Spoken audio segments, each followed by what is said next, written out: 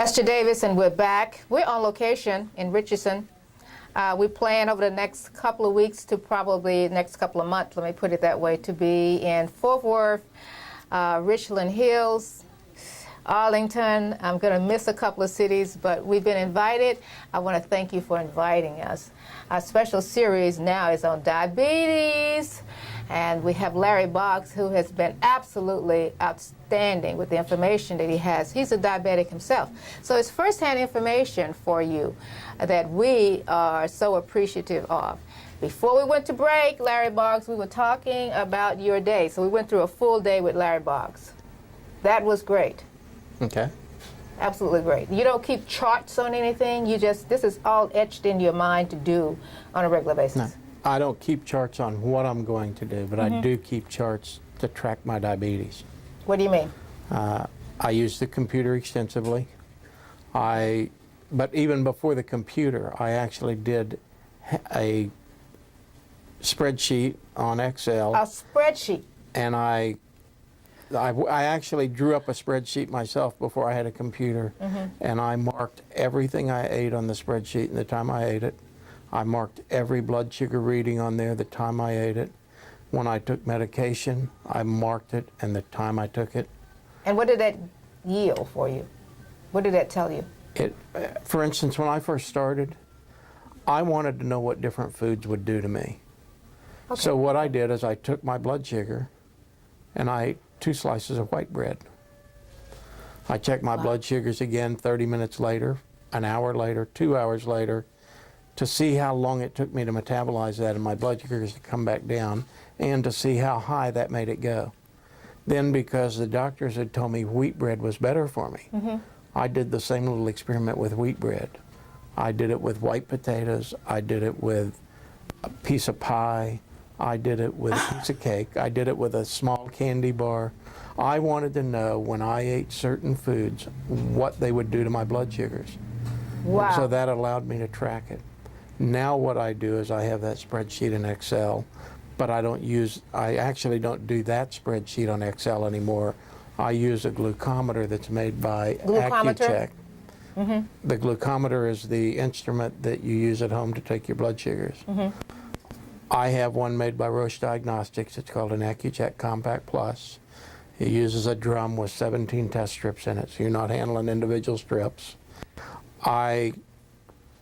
That has an infrared connector that you can plug into the USB port on your computer, and you can upload all your readings off of that glucometer into the computer. You can plug it into your computer at home.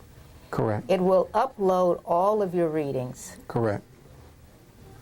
And now you've got it in front of you on your spreadsheet. Now I've got pie charts, I've got line graphs, I've got averages, I've got everything to do with it in there. That same spreadsheet, it's a program that company makes to go with their meter. A lot of the companies have those to go with their meters. That just happens to be the one I use. But I upload those readings. I also there are pages in there to put all of your physicians, their names, contact information. There is a column in there where you can put blood pressure readings. There's personal information, there's emergency contact information, and you can print all this out. So what I do is I upload my meter every other day or two.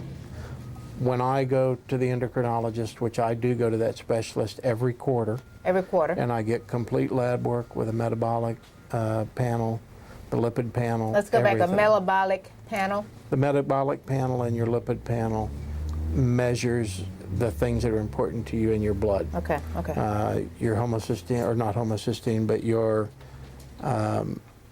it gives you your blood sugars. It gives you a number that everybody should know if they're diabetic. That is what's called an HbA1c. That test should be performed at least semi-annually, if not quarterly. But why do you go quarterly and not semi-annually? Just curious. I found early on that if I went to the doctor the 3 or 4 weeks before I went to the doctor, I kept tighter control of my diabetes than I did the 2 or 3 weeks after I went to the doctor.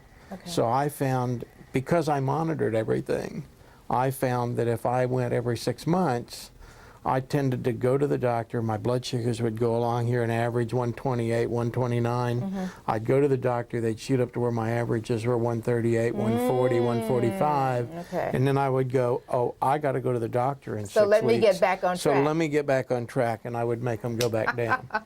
The shorter the period of time, the less opportunity for me to get out of control. All right, so that answers my question. Why go quarterly when you can go semi-annually? But you know what? I just listening to you. You really have this is a science with you. It is. Have you always been this way about everything? I have to ask that question. And my wife would tell you that's an absolute yes.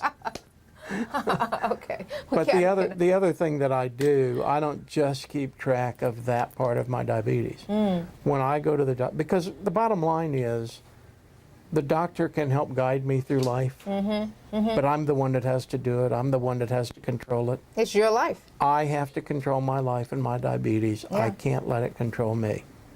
This is your life. And so I also, and I have a spreadsheet in Excel which goes back to 1991. Every time I go to the doctor, get all of my blood work done. And it's extremely important to keep your cholesterol and triglycerides under control and your blood pressure under control if you're diabetic.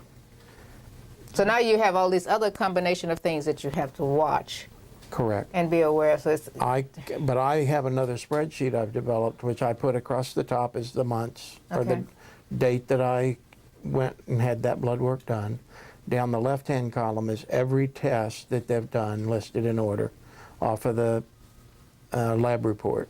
And when I come back, I enter all of that lab work. Now, when I go to the doctor... Wait a minute. When you go to the doctor, he gives you a copy of the lab work? That's How correct. do you enter it on your spreadsheet?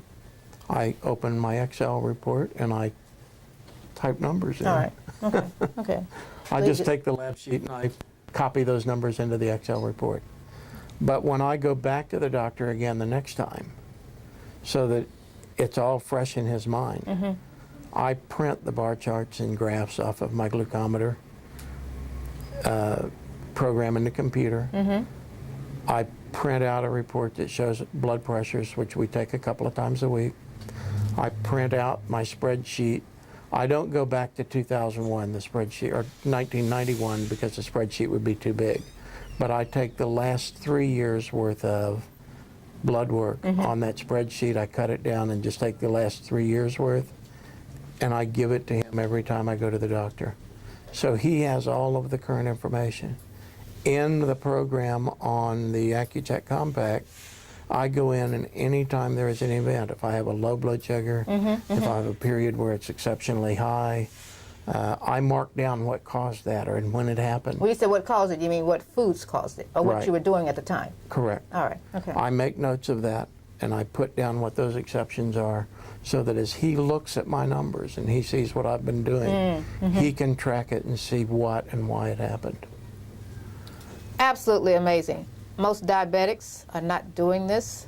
This is Larry Boggs, my guest, who is a diabetic, and he has made it a science for himself. At least he's tracked everything that has happened to him. You know what? I think I have to take a break. We're getting so involved that we're going to come back and talk about obesity in children. I promise I'll be right back.